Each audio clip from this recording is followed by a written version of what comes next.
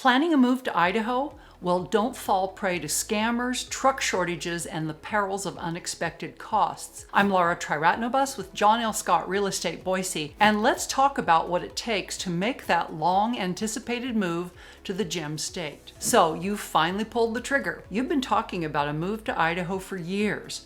Maybe some of your friends and family members have already made the leap, and now the stars have aligned for you to follow them. You've already figured out your Idaho employment and housing situations.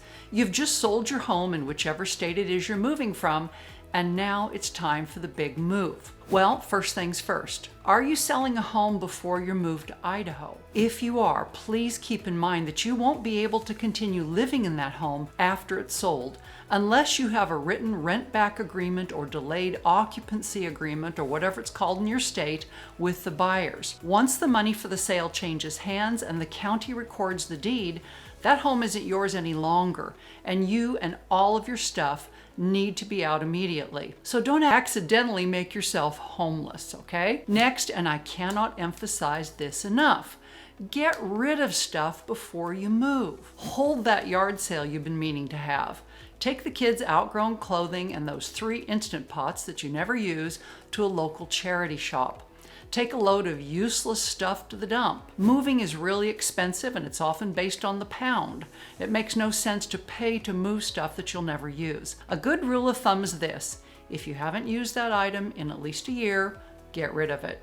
You'll thank me for this when you're unpacking in your Idaho dream home. Now, are you planning to do your own packing and moving using a rented truck? Then you need to know that even though the housing market in most parts of the U.S. has slowed over the last 2 years, and that includes here in Idaho's Treasure Valley, it can still be difficult and often very expensive to rent a truck, a trailer, a U-Haul, other kind of moving vehicle to take your belongings to Idaho on your own. It's definitely cheaper to move on your own, but the vehicle can be expensive. We still seem to have a backlog of rental vehicles that were brought into Idaho by folks moving here during the pandemic. The rental companies are having a hard time finding people to rent these same vehicles and take them out of Idaho, because Idaho has far more people moving here than it does moving away.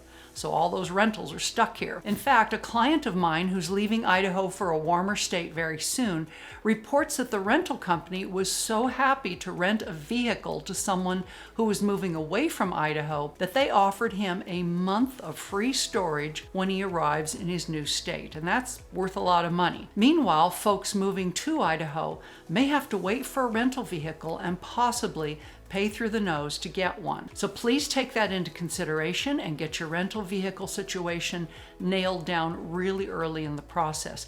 Don't wait until the last minute or you may find yourself without a truck. If you've already purchased a home here in Idaho, call Idaho Power, Intermountain Gas, and whoever handles the sewer, water, and trash in the city you're moving to, and get the utilities turned on before you arrive. Our utility costs are very reasonable compared to the states that most newcomers are coming from, and it won't cost that much to have the power and water turned on for a few days ahead of time. The last thing you need is to arrive at your new home and find that there's no water for the toilet, no water to drink, no electricity for the lights or the air conditioner or the furnace. We love camping here in Idaho, but we don't like to camp in our own homes. All essential utilities can be turned on with a simple phone call, so don't overlook this simple but essential part of your move. And here's a pro tip.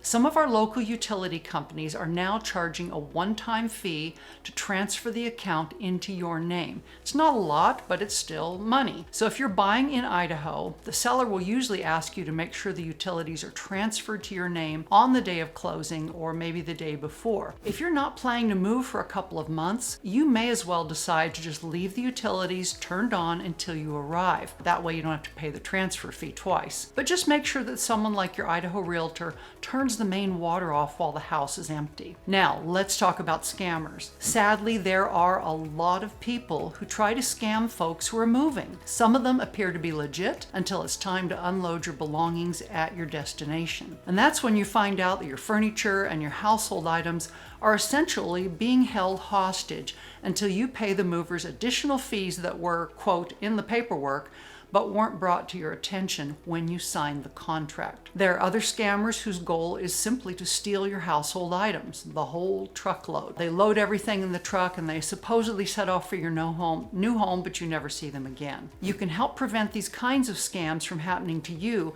by carefully vetting your moving company and carefully reading all the paperwork before signing. It's best if you can find a company that a friend or family member has used and can vouch for. Remember, online reviews can be faked. You can check the Better Business Bureau website to see if the company has a good rating, but keep in mind that the Better Business Bureau has no enforcement power whatsoever. If you get ripped off, the BBB cannot do anything to help you other than try to get the two parties talking to one another. That's it. Use social media like Nextdoor as well as all the online review sites you can find to determine whether or not the movers you're thinking of using are on the up and up. And be sure to get multiple bids for moving companies. Don't just go with the first one you talk to. Keep in mind that the lowest bidder may not necessarily be the best company. And please remember that a bid that's much lower than the others is a red flag for a scam. If this info is helpful to you, please give the video a like or subscribe to my channel because that's helpful to me. Thank you. So one common issue with movers that isn't a scam, but which can lead to huge delays in your move, is that some of the very cheapest moving companies will wait until they have a full truck. And by that I mean your stuff plus other people's stuff who are going to the same place before they start the journey. You could wait weeks for their truck to be full depending on where you're going. This is one of those details that will be buried in the contract's fine print. So again, read that contract no matter how boring it may look. Now, be prepared for your household goods to arrive later than expected. Anything from a broken down truck to bad weather conditions can lead to a delay. If you end up at your new Idaho home a few days or more before the moving company with no beds, no furniture, no kitchen items, not even a bath towel and some soap, will you have to pay for an expensive hotel room for a few nights? Can you even afford that? Or will you have a bare necessities kit prepared and ready to go? Some things you might want to include in your kit would be toilet paper, towels and soap, some basic cleaning supplies, maybe paper cups and plastic cutlery, maybe even sleeping bags and pillows.